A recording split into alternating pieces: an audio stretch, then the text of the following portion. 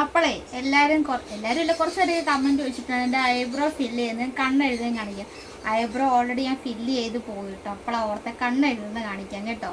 അപ്പം ഞാൻ ഇതുപോലെ ഒരു എന്താ പറയുന്ന ഇതുപോലത്തെ സാധനം എല്ലായിടത്തും കിട്ടും. അത് വെച്ചിട്ട് ഞാൻ ആദ്യമേ താഴത്തെ വാട്ടർ ലൈൻ ഒന്ന് എഴുതി കൊടുക്കാവേ.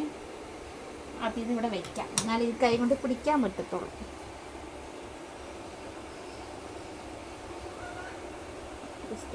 എൻ്റെ കണ്ടോ ഗൈസ്, എൻ്റെ കണ്ണിൽ ഇത് കുത്തി കുരു വന്നിട്ട് സീന മൈക്ക് വെച്ചിട്ടില്ല, ഉറക്കെ പറഞ്ഞാലേ കേൾക്കൂ.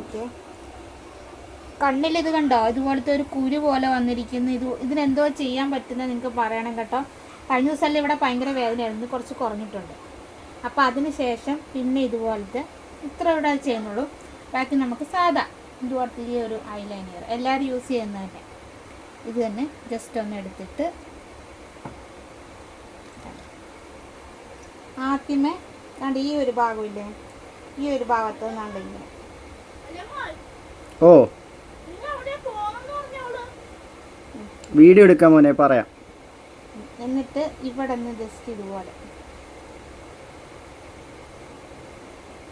ഇന്ന് കൊടുത്തിട്ട് പിന്നെ ദാണ്ട ഇവിടെ നിന്ന് ഇങ്ങനെ ജസ്റ്റ് ഒന്ന് വരച്ചു കൊടുക്കണം. വരച്ചു കൊടുത്തിട്ട് എന്നിട്ട് വേണം ഇതിൻ്റെ അകത്ത് ജസ്റ്റ് ഫില്ല് ചെയ്യാം. എന്നിട്ട് നമുക്ക് ഇതേപോലെ തന്നെ ഒന്നുകൂടെ വീതി അനുസരിച്ച് എത്ര വീതി വേണോ അതനുസരിച്ച് വീതിയാക്കി എടുക്കാം കേട്ടോ.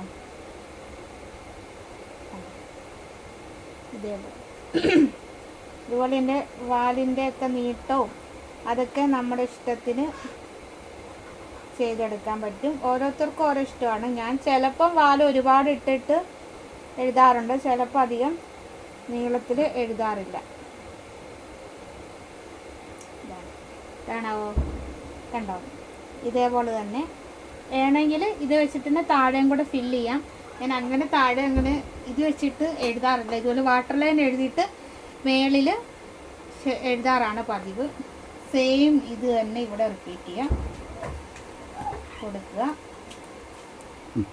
അപ്പോൾ ഇതാണ്, ഇതുപോലെ തന്നെ നമുക്ക് ഇതും കൂടെ എഴുതിയെടുക്കാം. സിമ്പിളായിട്ട് എഴുതാവുന്നേ ഉള്ളൂ, എല്ലാവർക്കും അറിയാം. ഇത്രയും ഞാൻ ചെയ്യുന്നുള്ളൂ, അല്ലാതെ വേറെ ഒന്നും ചെയ്യുന്നില്ല കേട്ടോ. അപ്പോൾ ഇതാണ് എൻ്റെ ഐലൈനർ എഴുതുന്ന ഇത്. അപ്പം മറ്റൊരു വീഡിയോ വരുന്നവരേക്കും ബൈ.